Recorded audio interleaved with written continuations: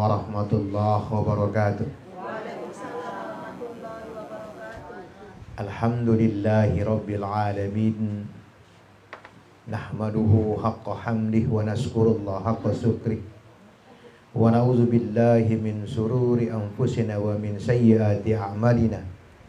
May yahdihillahu fala mudilla lahu wa may yudlilhu fala hadiyalah.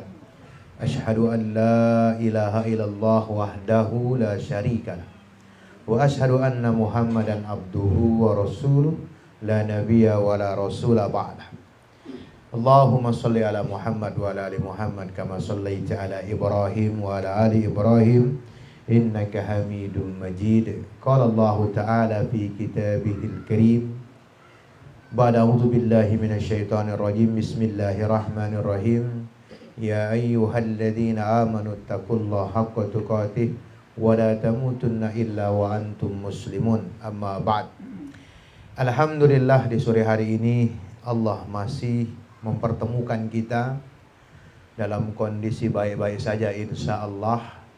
Mari diawali dan kita mengawali dari setiap perbuatan kita dengan banyak-banyak bersyukur kepada Allah, banyak-banyak mengucapkan alhamdulillah, banyak-banyak bertakbir, banyak-banyak bertasbih, dan banyak juga kita bertahmid hanya kepada Allah.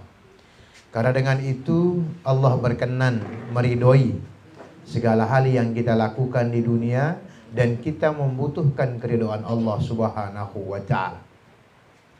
Salawat dan salam kita aturkan kepada Nabi besar Muhammad sallallahu alaihi wasallam, kepada keluarga beliau, sahabat beliau, tabi'in, itba'ut tabi'in, dan berkat beliaulah dan para sahabatnya yang sudah mencontohkan bagaimana cara kita mengisi kehidupan, bagaimana cara kita meraih keridhaan, dan semoga kita bisa meneladani beliau dalam setiap aspek kehidupannya. Ibu-ibu yang dirahmati oleh Allah Subhanahu wa Ta'ala, hari ini kita akan mencoba membahas, kalau kemarin kita membahas akibat dari berbuat maksiat, maka sekarang ini kita akan membahas tentang awal mula talbisul iblis, perangkap iblis.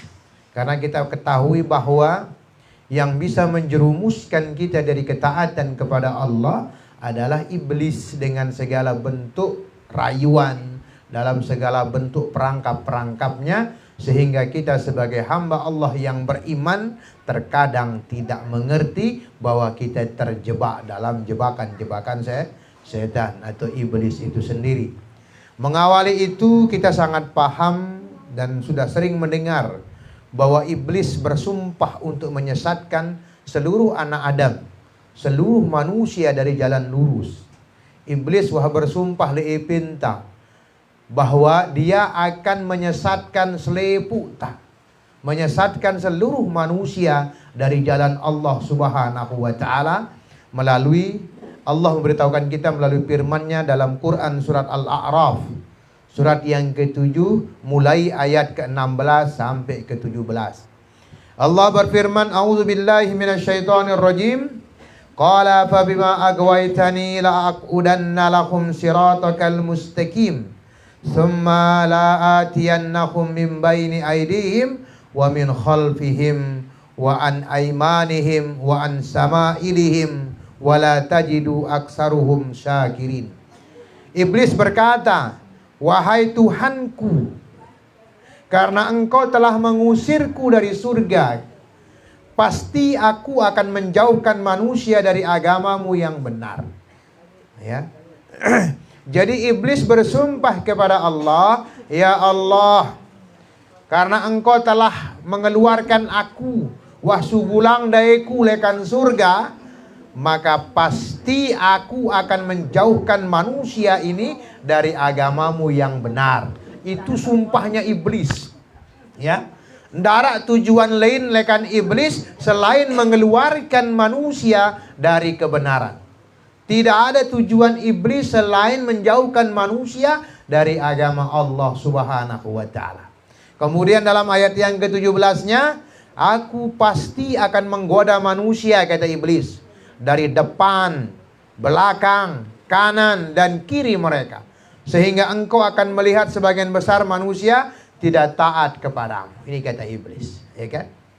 Maka Ibnu Al-Jauzi rahimahullahu ta'ala memberi peringatan kepada kita. Beliau berkata, "I'lam anna awwala talbisu iblis ala nas." Ketahuilah bahwa awal tipu daya iblis atas manusia, sodahum anil ilmi, adalah memalingkan mereka dari ilmu. Memalingkan mereka dari ilmu agama. Ya. Jadi awal tipu daya iblis agar iblis ini bau tamale atenta, agar dia bisa memasuki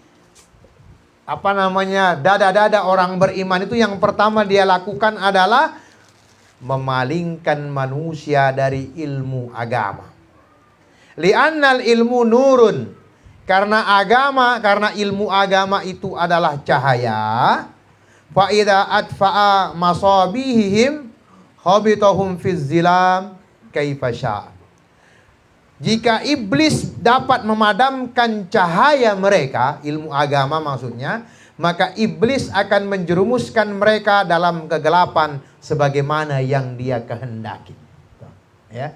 Iblis sangat paham bahwa satu-satunya yang menghalangi dia untuk memasukkan godaannya kepada manusia itu manakala manusia memiliki ilmu agama.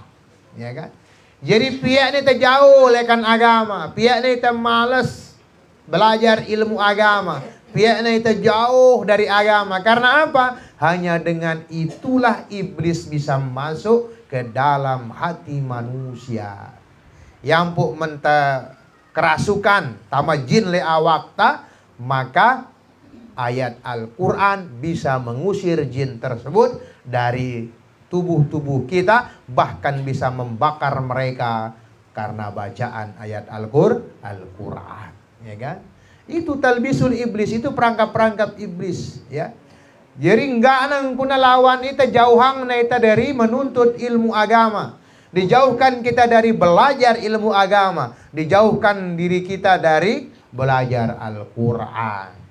Jampu tergencar balik dakwah ini, dakak dakwah toa harus berkacamata kah pada belajar Al-Quran, ya kan?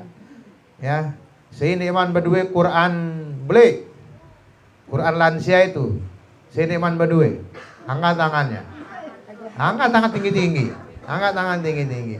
Insya Allah, ya kan? Insya Allah kita dapat bantuan wahara ngirimang ite. Ya, kepeng untuk membeli 5 sampai beluk Quran insyaallah. Ya, apa suruh dia angkat ime, ndak ile-ile, ya kan? Ya kan? Karena yang dulu kita sudah bagi berapa itu? Ada kali 15-an lebih ya. Ya kan? Ya kan? Itu dia. Kenapa? Karena kita ndak ingin ibu-ibu ini digoda sama iblis. Ya. Dek temeleng kita ide pada tergoda si iblis, jauh si delekan Al-Quran dek temele. Ya. Maka kami berusaha untuk menyediakan si dek Quran. Wa tau ta dek tahu baca Quran dek gite huruf, ya. Maka petang ta ide Quran beli Quran lansia, ya. Namanya Quran lansia beli hurufna, ya kan? Ya, mudah-mudahan dengan ino tetap terdengar dengan baca Quran di setiap rumah-rumah, ya kan? Kalau zaman dahulu ya, kecil-kecilnya saya, apalagi becik-becik dah, ya kan? Tiap maghrib pasti kita mendengar bacaan Quran dari rumah-rumah orang. Sekarang ya si dengar TikTok, ya kan? TikTok, dangdutan, nah rusak semua, ya kan? Maka kita ingin mengembalikan itu. Jangan sampai iblis merajalela, ya, karena jauhnya kita dari Quran, ya, jauhnya kita dari ilmu agama. Karena iblis ingin menjauhkan setiap anak cucu Adam ini dari agama. Ya pun nepiang ida sing ngono-ngono ino, adik ndak ada ingat Quran. Maka insya Allah kita di balai dakwah sama-sama berusaha, ya kan, agar tidak digoda oleh iblis. Kita ingin mati dalam Al-Quran. Kita ingin mati sambil membaca Al-Quran. Kita ingin mati sambil melaksanakan ajaran Al-Quran. Karena berkat doa Anda ibu-ibu selebu, ya kan? Ibu-ibu semua yang kami sayangi dan kami cintai, anak kita dapat juara. Padahal baru 5 bulan, ya kan? Alhamdulillah anak kita bisa dapat juara itu, ya kan? Walaupun ada miskomunikasi harusnya juara 1, ya kan? Tapi karena bukan orang sini ya sudah juara 2, alhamdulillah, ya kan? Ya kan? Berarti kan juara seke kita sebenarnya. Juara 1 kita sebenarnya. Juara sei kalau bahasa Tirpas ya. Ya kan? Juara sei itu ya kan. Juara 1 insya Allah. Itu baru 5 bulan, bayangkan. Anak-anak kita masya Allah. Masa ndek tegan semangat, anak tebruk na belajar, wah boya ngalahang dengan. Ya kan? Baru 5 bulan. Ya kan, baru 5 bulan. Ya, makanya Ibu Ai ini masya Allah luar biasa itu ya kan. Nggak sia-sia dia tiap jam ke sana ya kan. Tiap jam nengok anak-anak. Kalah saya. Saya itu kadang-kadang seminggu pun belum ke sana ya kan. Tapi beliau masya Allah. Ya, terus tiap hari. Nah itu dia. Anak-anak kita sudah membuktikan keseriusan mereka belajar Al-Quran. Keseriusan mereka menghafal Al-Quran. Keseriusan mereka untuk menghadiahkan pahala buat kita. Karena dari ibu-ibulah tumbuh kembang mereka, ya kan? Berubusan si sade dah, antap si luwe sade dah, ya kan? Dibuat sayur-sayuran, gerupak si kaken na jauh ang daya, ya kan? Bahkan ada yang membawakan ayam, masya Allah, ya kan? Dari sari-sari makanan yang ibu bawa tiap hari itu mereka tumbuh. Artinya ketika apa yang kita bawa menjadikan mereka tumbuh, maka apa sih bacana mau kita pahalanya, ya dapat kita pahalanya. Uang-uang yang ibu bawa ini kita belikan sayuran, kita belikan minuman, kita belikan buka puasa, ya kan, ya masya Allah, ya kan, akan menjadi berkah untuk kita semua. Nah, karena kita tidak ingin dijebloskan dalam perangkap iblis.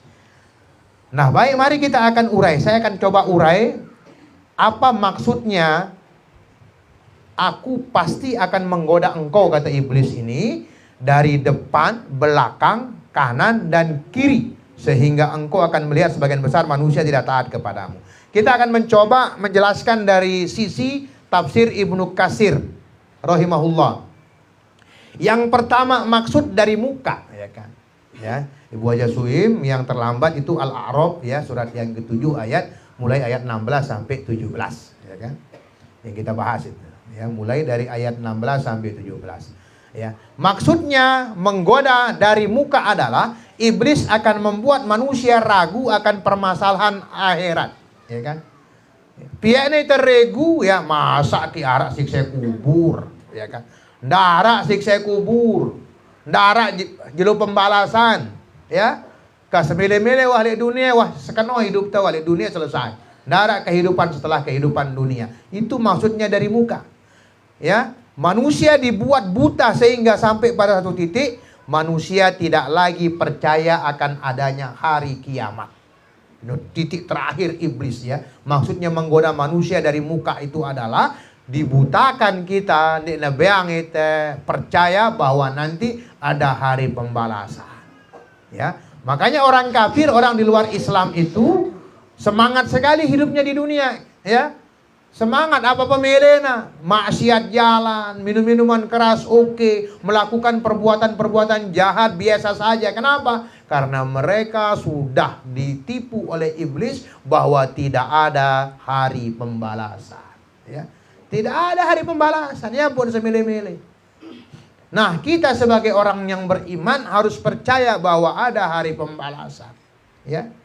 Ada hari di mana kita akan mempertanggungjawabkan selepu si gawe talik dunia. Ya. Darak betedang sei pun. Semuanya akan ditanyakan oleh Allah detail. Bahkan kita akan dipertontonkan video entah. Ya kan? Jadi kita bau berkutik. Apalagi lisan kita dikunci oleh Allah Subhanahu wa ta'ala. Ya, dikunci. Apa-apa sih sebut ta, pasti akan terungkap. Mungkin di mata manusia hari ini bisa bersebut legu laut. Fayunabbi'ukum bima kuntum ta'lam, kata Allah. Ya, semua akan dibeberkan, ya. Semua akan dibeberkan oleh Allah Subhanahu wa taala. Nah, hati-hati ya kan? Ya. Pokoknya menawah mia itu ragu-ragu tentang keimanan, tentang hari akhirat. Awas, iblis sudah itu. Ya. Yang kedua, akan menggoda manusia dari belakang, lekan mudinta. Maksudnya apa? Iblis akan membuat mereka cinta kepada dunia. Wa min khalfihim. Khalfihim itu diartikan cinta kepada dunia. Tafsirnya begitu ya kan? Karena sudah tidak mempercayai adanya hari akhir, iblis akan membawa manusia untuk bersuka cinta dengan gemerlap dunia, terlupa akan hidup sebenarnya. Itu dia. Karena wah dia tersedu arah hari pembalasan, maka di otak kita adalah menumpuk-numpuk kekayaan untuk dinikmati, ya. Maka kita dengan orang yang tidak beriman kepada Allah Subhanahu wa taala, pasti di otak mereka adalah uang, berpoya-poya sampai macam-macam. Sampai mereka tidak bisa merasakan kebahagiaan karena di kepala mereka berisi tentang dunia. Itu maksudnya iblis akan menggoda manusia dari belakangnya. Kemudian iblis akan menggoda manusia dari kanan. Artinya apa? Iblis akan berupaya menjadikan urusan-urusan agama dibuatnya tidak jelas. Ya. Ya, tidak jelas, subhat, pihaknya subhat. Ya, sehingga dia semangat dengan belajar agama. Pihaknya tidak jelas, ya kan? Ya. Agama pihaknya tidak jelas, salat pihaknya tidak jelas, ya kan? Tengumbe si salat, ya kan? Ya. Kita kan tidak butuh sholat, yang butuh sholat Allah, karena kadang-kadang ya kan. Nah itu dibuat nggak jelas agama itu. Kadang-kadang ada pikiran-pikiran liar ya kan. Kenapa setan dibuat? Ya, kenapa setan dimasukkan ke dalam api neraka? Padahal setan dibuat juga dari api, ya kan? Dibuat bingung orang-orang. Kalau orang bingung kan gitu ya kan. Padahal walaupun dibuat dengan hal yang sama, kalau Allah berkehendak itu menyakitkan, sakit juga. Mendeda sedu ya kan? Kita imenda. Ya, entik kulit imenda terus entik kulit sangke dah. Tempelek diri dah, ya kan? Kok bisa sakit padahal sama, ya kan? Sama-sama kulit. Nah, itu dia gambarannya. Tapi dibuat manusia bingung, ya kan? Ada lagi kadang-kadang, ya kan? Kenapa dibuat kejahatan, ya kan? Kenapa kalau Allah mau masukin aja kita di surga? Ngapa kita capek-capek di dunia? Gitu terus dibuat. Ya, dibuat orang ragu-ragu tentang agama. Ya, itu dia. Itu maksudnya menggoda dari kanan, ya kan?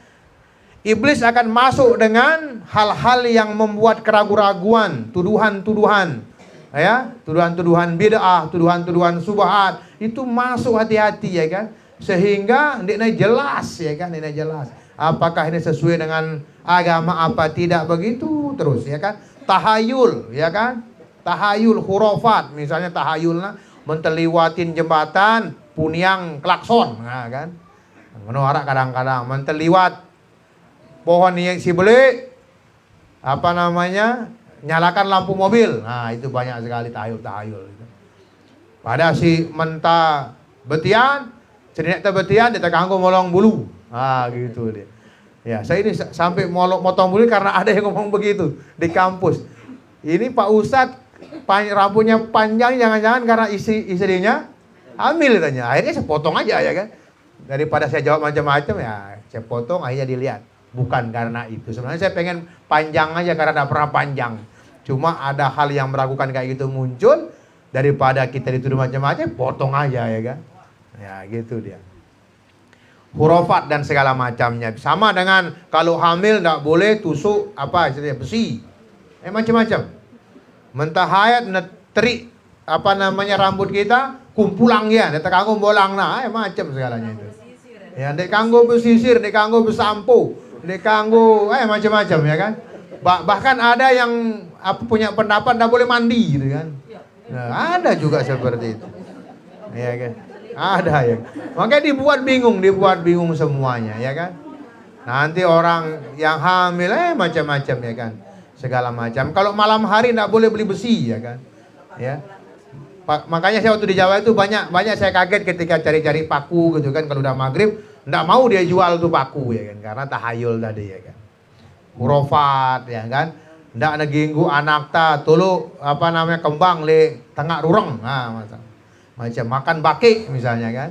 Saya baru dengar istilah makan baki itu di sini ya kan. Ya, luar biasa ini, harusnya masuk rekor muri itu ya kan, nggak pernah ada itu makan baki, makan tanpa garam apa terus macam-macam ya hurufat ya kan, hurufat itu iblis semua, itu semua bisikan-bisikan iblis. Kemudian dari kiri ya, dari kiri iblis akan menggoda manusia dari kiri. Artinya apa? Urusan agama dibuat samar. Kalau tadi apa enggak jelas, sekarang samar ya kan. Artinya apa? Iblis merayu manusia untuk tertarik dan senang terhadap perbuatan maksiat. Nah itu dia. Le antara contohnya si girangang si bapak-bapak nangkai nih. Nilpun bebelu, ya kan? Nah itu iblis tuh ya kan? Ya kan? Walaupun niatnya untuk poligami misalnya, tapi dengan nilpun kemudian berjamnya itu udah maksiat. Itu sudah maksiat itu ya kan? Nggak boleh ngerayu-ngerayu orang itu nggak boleh ya kan? Ya kan? Nah, tuh ada bilang perhatian pada suami ya kan. Nah ini sudah banyak sekali nih obrolan-obrolan ini ya kan. Hati-hati ya kan. Senang dengan kemaksiatan, contoh ya kan. Kalau di kalangan mahasiswa saya itu ada istilahnya pacaran boleh katanya. Karena pacaran dianggap ta'aruf. Salah juga itu. Nggak benar itu ya kan. Pacaran, dosa. Nggak ada pacaran dalam Islam itu, nggak ada. Yang ada dalam Islam itu menikah. Ya ampun si desi wahlai gawe pacaran banyak-banyak beristighfar. Untungnya tidak ada dosa bagi yang tidak tahu ya kan? Saya aja kalau ceritain sama Pak Musahan ini bagaimana berkirim surat dulu itu ketawa saya. Karena zaman kita sudah paham bahwa pacaran tidak ada, jadi kita tidak pernah pacaran ya kan. Nah, ternyata romantis juga gitu kan.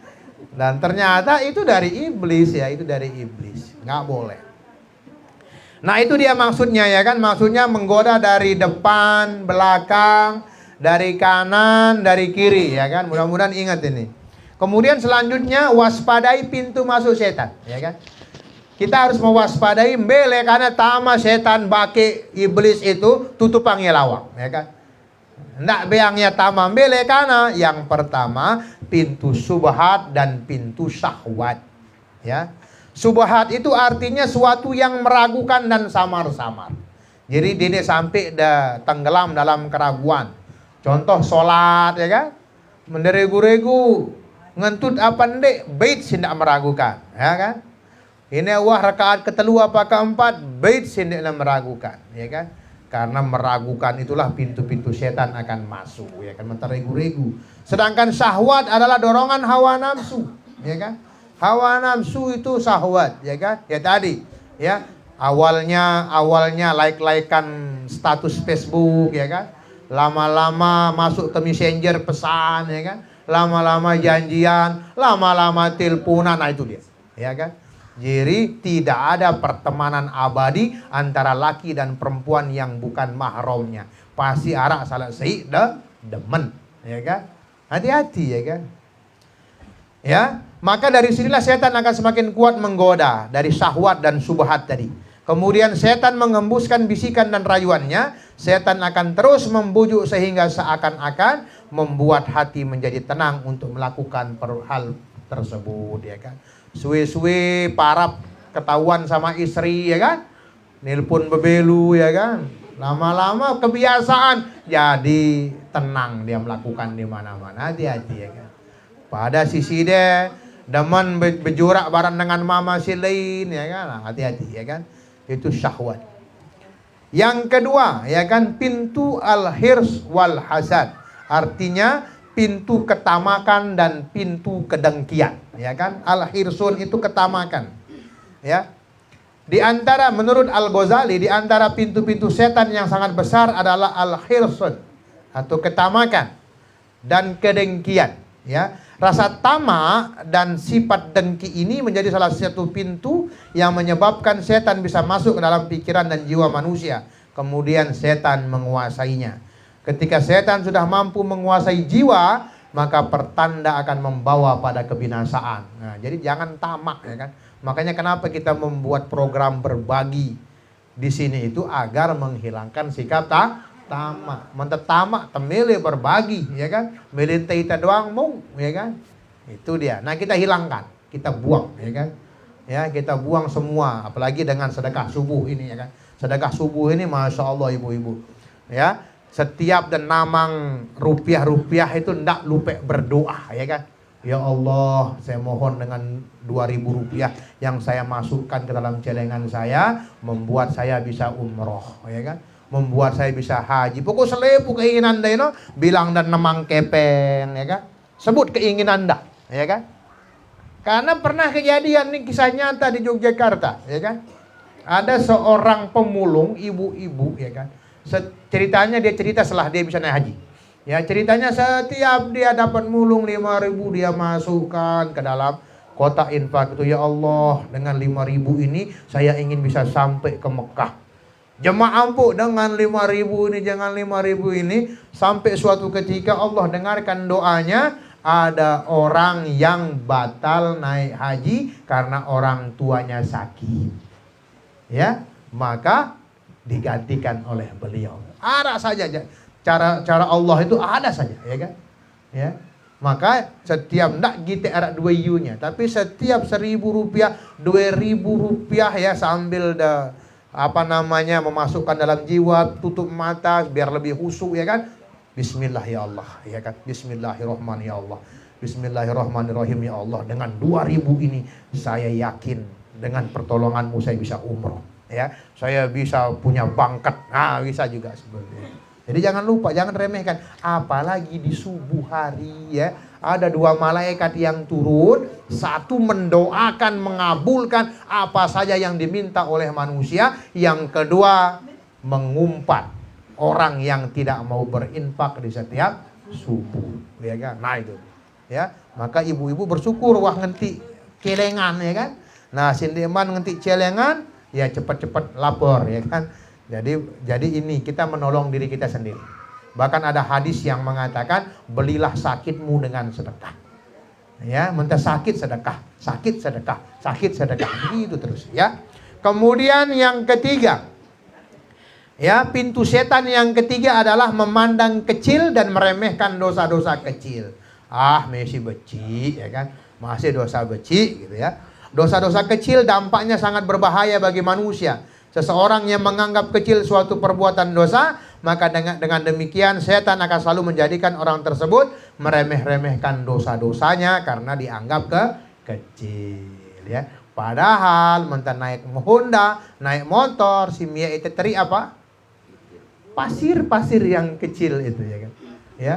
Begitu juga kehidupan kadang-kadang yang membuat kita jatuh karena seringnya kita melakukan dosa-dosa yang kita anggap remeh.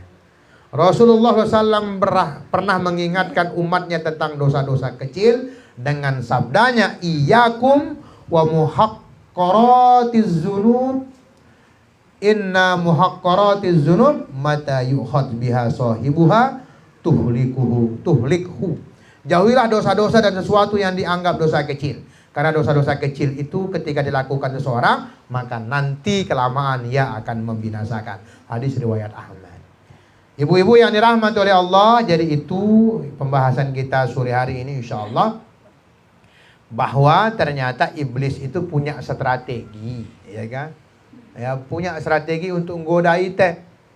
Dan strategi yang utama menurut Ibnul Qayyim Al-Jauzi, bahwa memalingkan manusia dari ilmu agama itu awal mula iblis menggoda kita. Mentah tetap berdua ilmu agama, mentah tetap bareng dengan beragama, mentah tetap menggawe agama, maka iblis tidak memiliki pintu untuk masuk kepada kita, ya kan? Mudah-mudahan bermanfaat apa yang kita sampaikan dan kita bisa menjaga diri, bisa mengetahui dan menjaga diri, khususnya jaga diri kita, jaga keluarga kita, lekan perangkap-perangkap iblis. Ini disarikan dari kitab Talbisul Iblis. Mudah-mudahan Allah memberikan keberkahan kepada kita semua. Kita tutup dengan doa subhanaka Allahumma wa bihamdika asyhadu an la ilaha illa anta astaghfiruka wa atubu ilaik. Billahi taufiq wal hidayah. Assalamualaikum warahmatullahi wabarakatuh. Bismillah.